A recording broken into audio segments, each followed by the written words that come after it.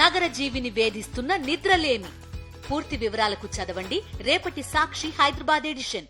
కూటమి సర్కార్ అధికారంలోకి వచ్చాక ఆంధ్రప్రదేశ్ అత్యాచారాంధ్రప్రదేశ్ గా మారిపోతోంది. మహిళలకు రక్షణ కరువైపోయింది. మహిళలపై నిత్యం వేధింపులు, అఘాయిత్యాలు జరుగుతూనే ఉన్నాయి. తాజాగా విశాఖలో ఓ న్యాయ విద్యార్థిపై సామూహిక అత్యాచారం జరిగింది. ఆగస్టు 13వ తేదీ నుంచి విద్యార్థినిని 4 యువకులు వేధింపులకు గురిచేశారు. విద్యార్థినిని నగ్న వీడియోలు తీసి బెదిరించి గ్యాంగ్ రేప్ చేశారు. నిందితుల వేధింపులు తట్టుకోలేక విద్యార్థిని ఆత్మహత్య చేసుకునేందుకు ప్రయత్నించింది. నిందితుల్లో 3 లా స్టూడెంట్స్ కాగా మరొకరు ఓ ప్రైవేట్ కంపెనీలో క్యాషియర్గా పనిచేస్తున్నాడు. బాధితురాలు ఫిర్యాదుతో విశాఖలో 2వ పట్టణ పోలీసులు కేసు నమోదు చేశారు. 4 నిందితులను అరెస్ట్ చేశారు. నిందితుల్లో ఒకరికి బాధితురాలతో 2 నెలల నుంచి పరిచయం ఉందని సిపి శంకబ్రత బాగ్చి వెల్లడించారు. ఘటనపై విచారణ జరిపి నిందితులపై కఠిన చర్యలు తీసుకుంటామన్నారు.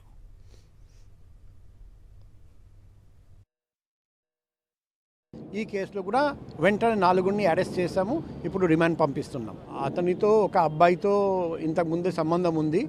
మిగతా 3 కూడా అబ్బాయి ఫ్రెండ్ అన్నమాట. సో వాళ్ళు అందరినీ మేము అరెస్ట్ చేసాము.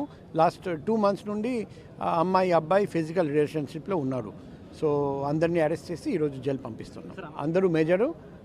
సో మేము జోన్ 1లో ఇది 2 టౌన్ పోలీస్ స్టేషన్ లిమిట్స్లో కేసు ఫైల్ చేసాము. అందరినీ అరెస్ట్ చేసి జైలు పంపిస్తున్నాం.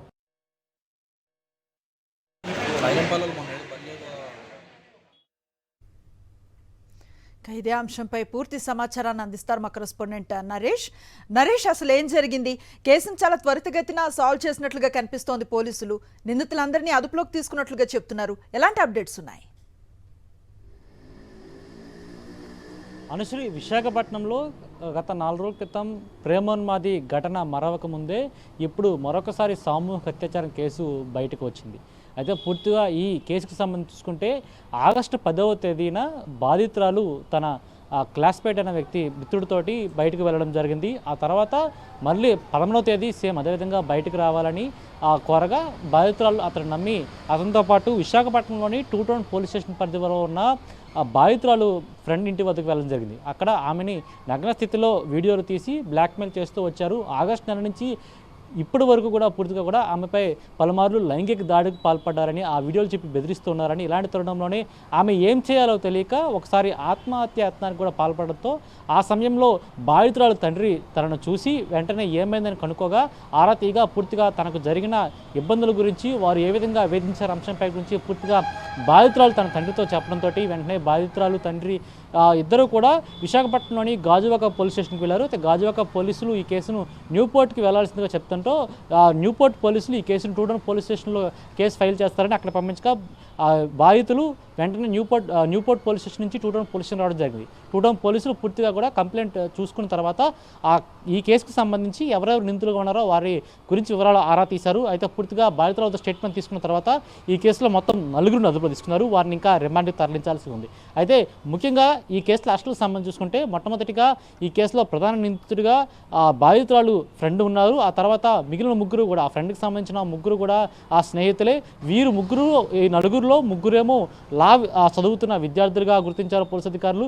మరొక వ్యక్తి ఒక ప్రైవేట్ కంపెనీలో క్యాషియర్గా పనిచేస్తున్నారు. అయితే ఇలాంటి పెద్ద ఒక ఘాతుకానికి, ఎందుకంటే ఒక విశాఖపట్నం లాంటి పెద్ద సిటీలో సామూహిక అత్యాచారము, అదేవిధంగా నగ్న వీడియోలు పెట్టి ఆ బాధితురాలను బెదిరించడం సుమారు 4-5 నెలల నుంచి ఇది కొనసాగుతూ వస్తుంది. ఇలాంటి తరుణంలో ఎంతో మానసిక శోభకి, ఎందుకంటే ఒకవైపు శారీరకంగా మానసికంగా కూడా ఈ నిందితులు బాధితురాలను హింసిస్తూ వచ్చారు. ఆమెకి ఏం చేయాలో తెలియక చివరికి ఆత్మహత్య యత్నానికి కూడా ఒడిగట్టింది. ఇలాంటి తరుణంలోనే అదృష్టశాత్తు ఆ రోజు ఆమె తప్పించుకోవడంతో ఇప్పుడు ప్రాణాలతో ఉంది. అయితే బాధితురాలు తండ్రి ఇచ్చిన ధైర్యంతో పోలీసులను ఆశ్రయించి ఫిర్యాదు ఇవ్వడం జరిగింది. ఈ కేసులో నిందితులు దగ్గర వారు కావడంతో, అదేవిధంగా సమాచారం తెలిసిన వారు కావడంతో పోలీసులు వెంటనే వెళ్ళి వారి 4 కూడా అరెస్ట్ చేశారు. అయితే ఈ ఘటనకు సంబంధించి ప్రస్తుతం అయితే విశాఖపట్నంలో సంచలనంగా మారింది. ఎందుకంటే విద్యార్థిని కాలేజీకి వెళ్తుంది, సురక్షితంగా ఇంటికి తిరిగి వస్తుందని తల్లిదండ్రులు చాలామంది అనుకుంటారు. అదేవిధంగా గుండెల మీద చెయ్యి వేసుకొని చాలా సురక్షితంగా ఫీల్ అవుతారు. కానీ ఇప్పుడు ఇలాంటి ఘటనతోటి ఒకసారిగా విశాఖపట్నం ఉలికిపోయింది. తమ పిల్లలు సురక్షితంగా ఇంటికి తిరిగి వస్తారా లేదా, లేకపోతే ఇలాంటి నీచులు దగ్గర చిక్కుకుంటారా అనే కోణంలో కూడా ప్రస్తుతం అయితే వారు భయభ్రాంతులు గురవుతున్న సిచ్యువేషన్ కనిపిస్తుంది. అయితే మనం కొద్దిసేపు క్రితం కూడా సాక్షి టీవీతో విశాఖ సిపి శంకబ్రత బాగ్చి మాట్లాడుతూ కూడా 4 అరెస్ట్ చేస్తామని తెలియజేశారు.